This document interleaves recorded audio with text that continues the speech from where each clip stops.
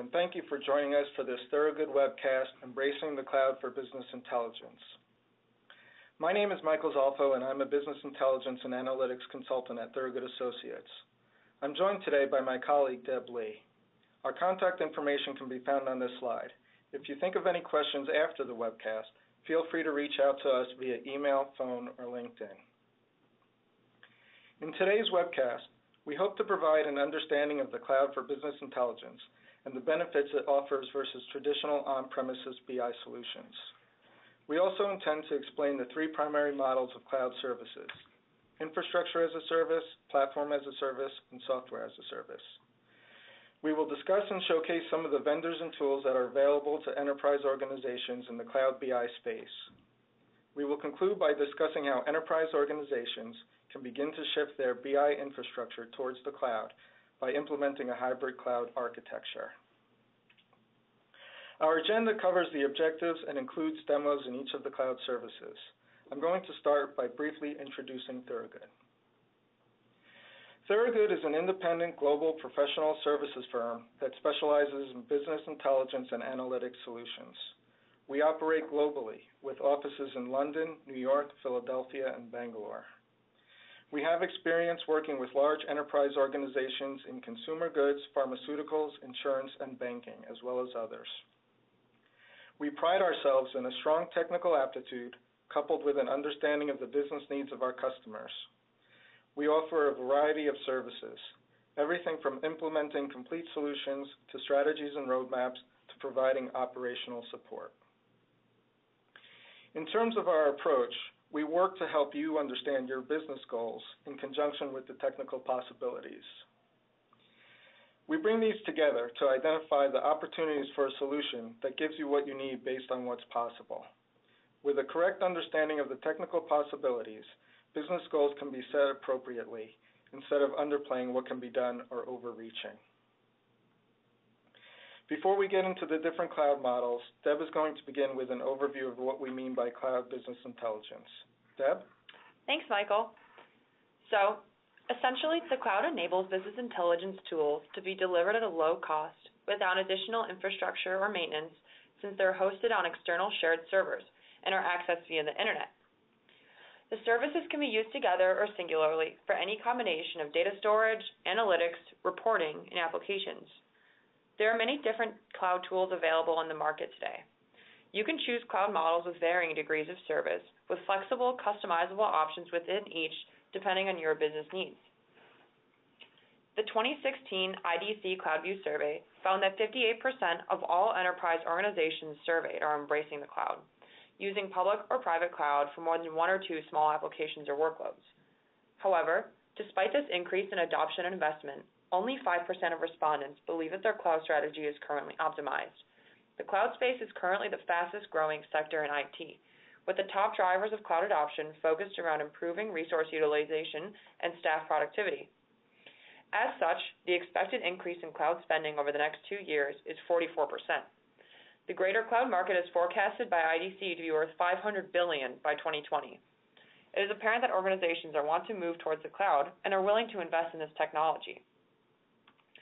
Why are so many leading enterprise organizations integrating cloud-based solutions? Compared to previous reports, more individuals are identifying business-related metrics as a key driver for adopting the cloud, with focus on improved business agility and more support for business-related programs.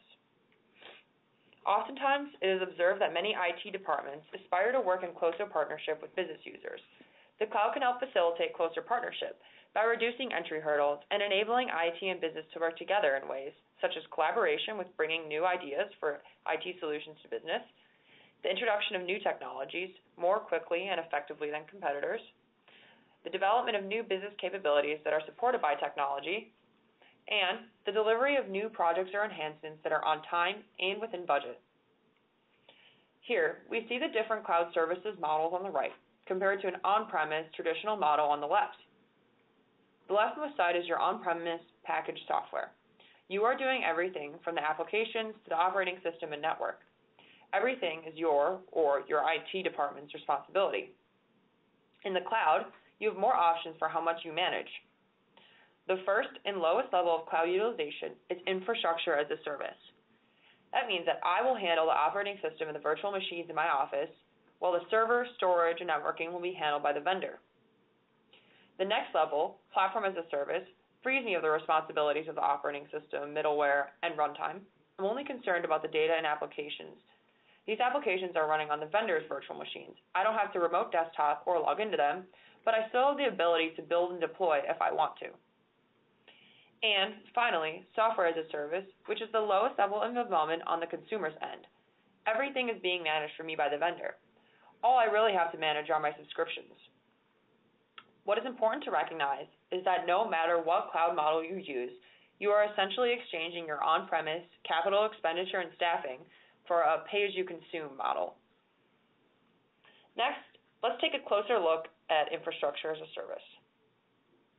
Considered to be the lowest level of cloud implementation, Infrastructure as a Service offers the benefits of the cloud without leaving behind the predictability, governance, and security of the corporate data center. Essentially, you move servers into the cloud to abstract the user from the details of infrastructure. This means that your IT department will be absolved of the responsibilities surrounding installation, maintenance, and troubleshooting of servers, virtual machines, physical data storage, and networks. It makes it incredibly easy to scale the number of virtual machines and servers to customers' requirements. If you need a certain number of VMs or servers for a short period, you can quickly scale up or scale down as your business needs dictate. In terms of cost effectiveness, vendors will bill you on a utility basis, so you're only getting charged for the resources that are allocated and consumed. And as you can see, you still fully manage your own operating system and applications. Amazon Web Services is currently the leader in public cloud services in terms of the market share. As you can see, they offer a multitude of services. While they are known for their infrastructure as a service offerings, they are also a leader in the platform as a service space as well. All their services, whether it's reporting, analytics, mobile publishing, or application development, are available from the same portal in your internet browser through one click. As you can see, the names can be confusing and, to the average business user, oftentimes highly technical. However, don't let these names intimidate you. To make your life easier, they break the services up by their categories with descriptions, so you can find exactly what you're looking for. If I'm interested in computing, I can immediately compare the different services and decide which one is best for me. The same options are true for analytics, mobile services, and application services, all from the Amazon Web Services home portal. There is no hardware or installation required. All I need is an AWS account. Let's take a closer look at AWS with a quick demo. Let's say I'm an IT manager working for a large insurance company with sites in the United States, Asia, and Europe. Currently, our on-premise system hosts a SQL Server database in the United States. Users in the US, Asia, and Europe all connect to this one on-premise source. Unfortunately, the users in Asia and Europe suffer from worse performance than the US users due to their physical proximity from the server. Additionally, there are also limitations imposed on the volume of data that our database is capable of processing and storing based on the specs of our server. A cloud solution for us would have to address both performance and storage concerns. An easy and cost-effective solution would be to replicate this database onto multiple cloud-hosted virtual machines using Amazon Web Services. These cloud VMs would be hosted in data centers in the US, Europe, and Asia, and would move away from all on-premise systems. Hosting the virtual machines in the cloud would address performance issues, since proximity would no longer be an issue. In terms of storage, the flexible pricing model of AWS would allow for automatic scaling of volume of data storage, and we'd only pay for what we would be using. To demonstrate the ease with which users could set up and access the AWS virtual machines, we're going to actually quickly go into the AWS portal and launch one.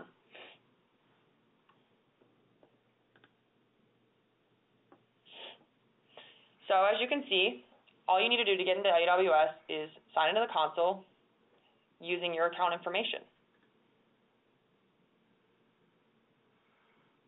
Once I'm logged in from the home page, as you can see, there are a multitude of services. I'm going to go to the Elastic Cloud Computing service. And right now, for the case of this business demo, I've already launched my insurance virtual machine in the United States. I also want one in Europe. Great. We can see that my European virtual machine is running. However, I still have yet to launch my virtual machine in Asia. So I'm going to choose my location, whichever one's going to be closest to wherever my Asia users are. So in this case, Seoul. As you can see, I don't have any instances running right now. Let's get started. So for the purposes of this demo, I'm going to choose a Windows 2012 server that's free tier eligible, which just means that I won't have to pay for it because I'm just using it for a demo. Right now I just want one instance, and I'm just going to use the default settings for the network and the IP address, and I'm not going to add any extra storage. I'm not going to tag it right now. And I'm going to create a new security group that's just adding my IP address, so really meaning that the only person that can access this instance is me from my computer. And I'm going to review and launch. So Amazon Web Services, for security purposes, has what they call a key pair system in place for launching any kind of instance. This means that instead of just logging in with a normal password, you actually have to use a key pair to decrypt a password. You can either create a new key pair every time you launch something, or you can continue to use an existing one in the same location. Right now, though, I'm going to create a new key pair, so US, or this is Asia. So Asia Insurance key pair 1. I'll download the file. You can see it downloaded, and I'm going to launch my instance. Great, so it says it's launching. You can go back to the Launch console and check the status of your instance. I can see now from Seoul that it's still launching. To show you how easy it's connected, I'm going to go back to my United States instance and show you how to connect. So here, in order to get the password, I have to use my AWS California key pair file. Go to my key pair files, choose folder. So now, great, I have my password. Just going to copy that. And in order to get in, I need a remote desktop file. You can either directly download it from here, or you could access it through your classic remote desktop service. So if I download the file and open it, yes, I'd like to connect, put in my password, and log in. And just like that, I'm able to connect to one of the instances that I've launched directly from the AWS portal. So, as you can see, hosting virtual machines all over the world is no longer an issue for my company. I can easily spin up instances in Asia, United States, and Europe directly from the AWS portal, while enabling flexible storage in all my locations. My IT department in the United States no longer has to troubleshoot with users in Asia and Europe in regards to their performance. And instead of having to buy and set up additional on-premise servers when we run out of space, we simply enable the instance in the AWS web portal to automatically scale up if we need more storage. Here, we can see an adaptation of our earlier comparison between on-premise and the 3 different cloud models in terms of vendor responsibility and your responsibility. This chart shows the balance of responsibility for the cloud vendor and the customer. As you can see, infrastructure as a service eliminates the responsibility of managing anything physical. We will discuss the blended areas in their respective sections. And next, we're going to look at platform as a service. Platform as a service is a higher level set of functionality, delivered as a consumable service that gives you a server and a platform on top of it. While you still manage the building of applications, the process becomes more streamlined for developers, and that deploying and managing applications is easier, so ideas can be brought to life more quickly. There's even less administration and management compared to infrastructure as a service, because the operating system and middleware are also being managed for you. And the risk of error is also lowered, since the platform is more reliable. For example, think of the amount of troubleshooting that Microsoft is going to be doing as opposed to your own individual organization's IT department. And the ease of use is increased because instead of building a virtual machine in the cloud, you can just publish directly to the platform. Another key player in the infrastructure as a service and platform as a service space is Microsoft Azure. Windows Azure is a comprehensive set of services that allows you to quickly build, deploy, and manage applications across Microsoft's global network of data centers. It is flexible, open, and solid. Azure offers cloud series, websites, virtual machines, mobile services, and media services. Here, we see how a typical on-premise SQL server can be hosted in the cloud as an Azure SQL database, with additional database sources able to feed in as well. And on top of that, typical business intelligence tools are able to directly connect and report on the Azure database. In addition, Azure also offers a SQL data warehouse, which is a cloud-based, scale-out database capable of processing massive volumes of data from even more types of data sources, and still readily connects to typical business intelligence tools. Let's explore a business use case with Microsoft Azure. Say I am a supply chain manager and my company has recently acquired a smaller company. We were just recently informed that we'll be merging their consumer packaged goods data with our data, which is currently on-premise. As we are just upon the peak season for sales of many of our products, being able to merge and scale our databases with updated information on the latest inventory to include our new acquisition would allow us to make increased return on investments. A solution that would give us this business agility would be to migrate our on-premise servers to an Azure SQL database, which would then automatically scale to the appropriate size to handle the incoming new data. This would save us the trouble of having to physically purchase and set up more on-premise storage, and would be a much faster option for scaling the database, which is key to our success for this peak season. Next, let's take a quick look into the Azure portal with a demo and look at how easy it would be to migrate my on-premise server from Management Studios directly to the Microsoft Azure portal. So to get into the portal, I log in using my organization's credentials. And here we can see the portal and all of the services that Azure offers. But for now, I'm actually going to navigate to Microsoft SQL Server Management Studio. And I'm interested in migrating my insurance claim database to the cloud. So I'm going to go to Tasks and deploy it to Azure. And now I have to connect to the Azure database that I want to send it to using the credentials that I set when I create it in Azure. So these could be anything. These could be an individual user, whatever your organization wants to use. Next, and that's it. This is really all you have to do to migrate this on-premise database to Azure. So in order to see it, I can go to my databases, and since it's still uploading, we're just going to look at my insurance premiums. So here, you can see the server that I sent it to, and you can also see which locations it's being hosted in. So similar to AWS, Microsoft also has global data centers all over. So if for some reason it would make more sense for me, for the company I just acquired, for me to move my database to, let's say, for example, from central U.S. to somewhere more south or something more farther west, I could easily do that by simply selecting it and enabling geo-replication. So this solution would enhance our business agility in the sense that our ability to combine and scale out our database in a timely fashion with all the new information would be greatly enhanced. The time to value would be significantly increased by a simple architecture change, and our IT department would have more time to develop solutions and innovate, as they wouldn't have to constantly be installing and maintaining new on-premise hardware.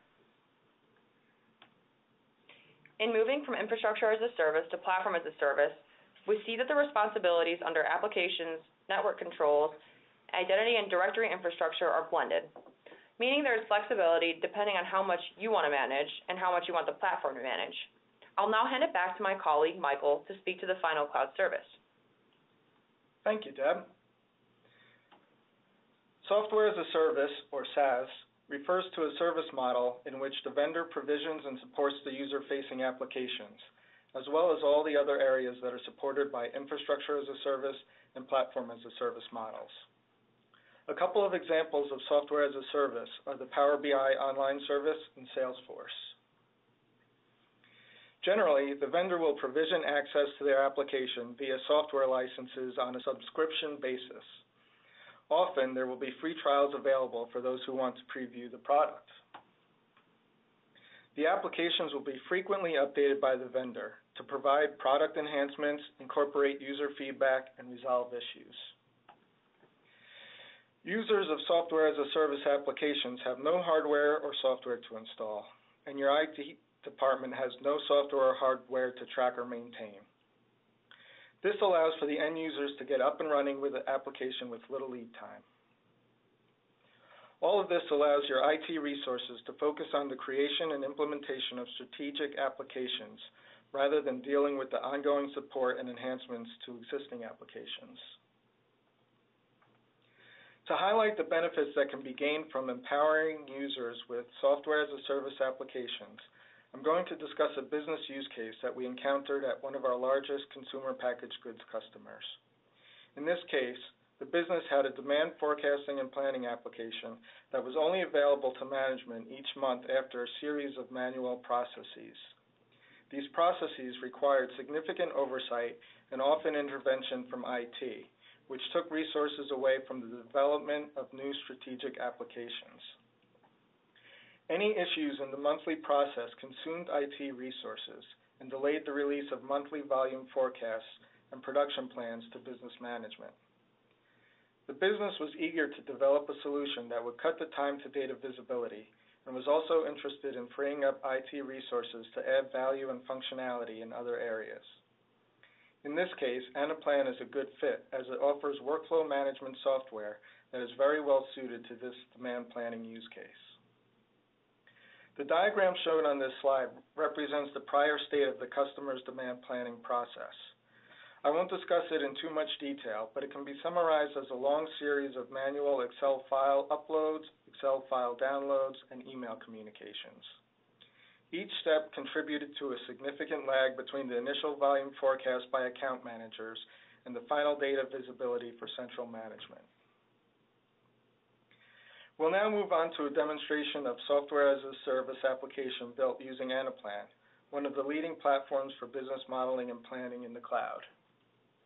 We have a few screenshots of the platform here, but the best way to demonstrate what Anaplan looks like to the end user will be to jump right into a demo.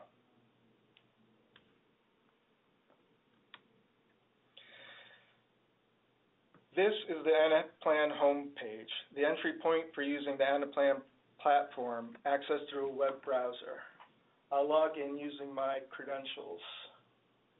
Once I log in, I see a grid of all applications that I've been given access to. If I click on the Favorites tab, you can see some of the platforms that I flagged as favorites for easier access. I'll go into the CPG demand planning application. The landing page on the planning application lays out the steps required to create the global production forecast. I'm going to take the role of an account manager for the cut price account. As an account manager, I'm going to open the account adjustments page. Here on the account overview page, we see actuals and forecasts for a given account. Notice that because I'm not the account owner for Boost, I'm unable to make any changes to their forecasts. I'll switch to the cut price to view our forecast for that customer. It's the start of June 2016, and I want to update my account's volume forecast so that it's accurately represented when the final production plan is distributed. I can see the statistical forecast for my hair care product line based on actual production in prior periods, and I can make adjustments to generate the final forecast. We've recently agreed with Cut Price to an increase of 500,000 units per month of hair care for the final quarter of 2016 and the first quarter of 2017. So I'll reflect that on my adjustments line by adding 500,000 to October and copying it over to the future months. Notice in the table, as I add the values, that it's updating the table at the bottom of the page. Now that I've completed my adjustments, I'm ready to submit my final forecast to be included in the final production plan. To do this, I'll open the application workflow page. Here we have a list of accounts and account managers related to our direct-to-customer segment. You can see I'm only able to make any changes to the accounts that I have access to. I'm going to mark the cut price account forecast as complete so that way my manager, Howard, knows that I'm done. He'll be able to track the forecast completion for this entire direct-to-customer segment. He'll see that George is the only account manager with an incomplete forecast, so he can reach out to George by selecting the account and clicking the Mail To button. Returning to the landing page, after all the account managers have submitted their final forecast for the period, the customer line managers can create top-level adjustments to the forecast numbers, and then a final production plan can be generated for all products. This production plan can then be distributed to the manufacturing locations around the globe, just like in the use case example. So, what are the benefits we're getting from hosting this application in a software as a service tool like Anaplan, rather than compiling the monthly volume forecasts via some more traditional methods, such as the ones we discussed before the demonstration? We have provided a platform on which business management can see in real time the completeness of the monthly forecast and the production plan itself. At any point, a business management user could log in and see the production plan for the current month in real time. We're providing business management with the visibility to the latest information by eliminating any offline steps of the volume forecasting process. Because Anaplan will handle the maintenance and improvements of the tool itself, the IT team does not have to spend resources on day-to-day maintenance of the application. They can rest assured that the application will be available to users without requiring around-the-clock monitoring. We saw how easy this application was to access. If a user, like an account manager, was in a remote location with a mobile device, it would be just as easy to access. Saas tools are generally designed to be easy to use from mobile web browsers and can be accessed from any web browser app. Anaplan has allowed us to standardize the volume forecasting business process for the users. There is a consistent, centralized entry point that all users are leveraging to calculate and submit their volume forecasts.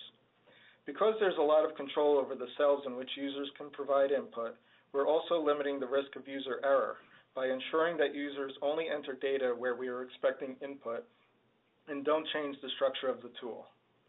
Anaplan facilitates master data governance, which means users won't have to worry about the headaches caused by two different spellings or abbreviations of the same account or product, for example. We're also leveraging features offered by the Anaplan tool to enhance the volume forecasting process. For example, we're using the computational power of Anaplan to build a statistical forecast for each product.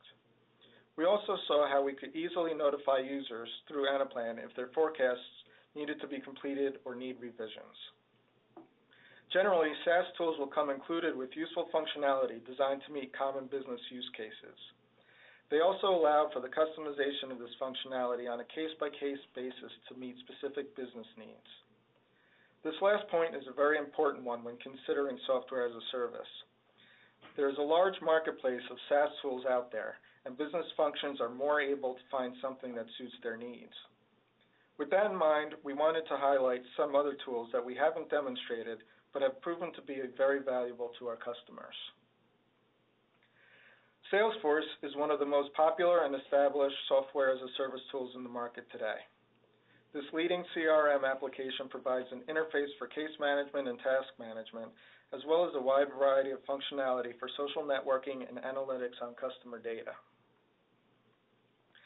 Microsoft provides a variety of SaaS tools via Office 365, which provides an online version of the familiar Microsoft Online suite.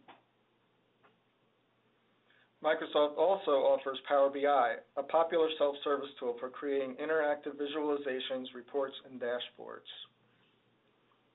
Workday is a real-time reporting and analytics tool that delivers end-to-end finance and HR processes.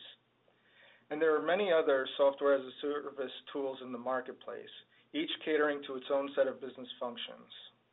If you'd like further information on Anaplan or any of the other SaaS tools mentioned here, Thorogood has a library of on-demand videos available at thorogood.com, or feel free to reach out to Deb and me directly.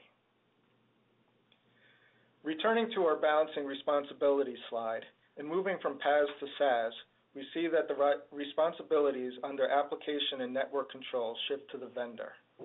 This allows the business to get up and running with the application with little lead time, and IT can focus on other more customized applications. That completes the review of software as a service. I'll now pass it back to Deb to discuss how an enterprise can move toward a cloud architecture. Deb? Thanks, Michael. As we've seen, awareness of cloud solutions is widespread, and adoption has increased significantly over the past few years. As an enterprise organization, how do you focus on leveraging cloud resources in parallel with maintenance of existing on-premise IT resources? Every organization's cloud adoption journey is unique. It is necessary to understand your current state, target state, and the transition required between the two in order to determine the goals and path that you will take. For example, an organization focused on reducing cost will have a different path from a company initially focused on reducing complexity. Additionally, as cloud implementation is increased, priorities for certain goals may change.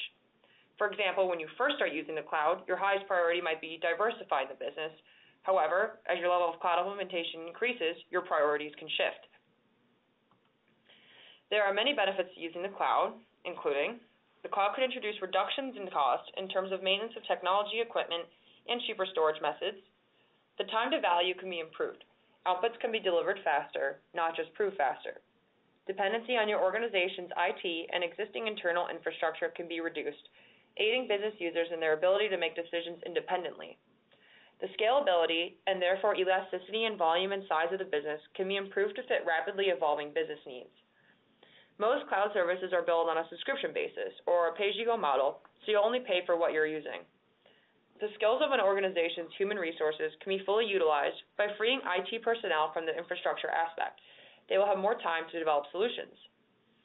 It can enhance your adaptability in terms of ability to integrate new functionalities and adjust to business developments more quickly than ever before. Experimenting and doing trials with cloud technology is inexpensive and easy to implement without losing data or changing existing infrastructure. Mobile publishing and viewing capabilities are built in for many cloud technologies, making mobile reporting easy and accessible for all users. And finally, the cloud can expand and expedite your distribution of business intelligence outputs with the ability to reach both wide and specific audiences instantaneously. And while there are many benefits, the decision to move towards a cloud-based solution depends on many individual factors of an organization, and it does warrant careful consideration. Some areas that every organization should consider before integration include data integration. So, where are you going to keep your data? And if you need to combine cloud and on-premise data, how are you going to do it? Data privacy and security. Since the cloud is an inherently shared infrastructure, what precautions and certain measures will be taken to ensure the security of your data? In terms of, is the performance of your system and your ability to move data going to be compromised in any way? And finally, administration in terms of maintenance and configuration of cloud architectures. How will it be maintained and supported? Hybrid architecture refers to any system that implements both on-premise and cloud elements. This solution is promising for multiple reasons, but first and foremost, it utilizes existing on-premise resources. Incorporating cloud elements does not have to be a huge jump all at once. Many organizations do not have the budget nor the personnel to facilitate moving everything instantaneously. However, they are interested in switching over gradually. In fact, the 2016 IDC CloudView survey found that over 70% of heavy cloud users are thinking in terms of a hybrid strategy. A hybrid architecture can introduce some of the key benefits of the cloud that your organization can start to appreciate immediately. We have helped large enterprise organizations select and implement the appropriate cloud tools and services needed to fulfill their growing business needs, allowing them to take full advantage of what the cloud offers without having to sacrifice their on-premise resources. We will be hosting several workshops in both the United States and the UK on this topic. If you're interested in learning more, please reach out if you have any questions and register on our website, thoroughgut.com. Finally, let's review some of the key takeaways from today's webcast. If you're looking to strengthen your relationship between IT and business users, the cloud can be an effective tool to achieve these means. The cloud is continuing to grow at a massive rate. All enterprise organizations are incorporating it into their business models to some degree.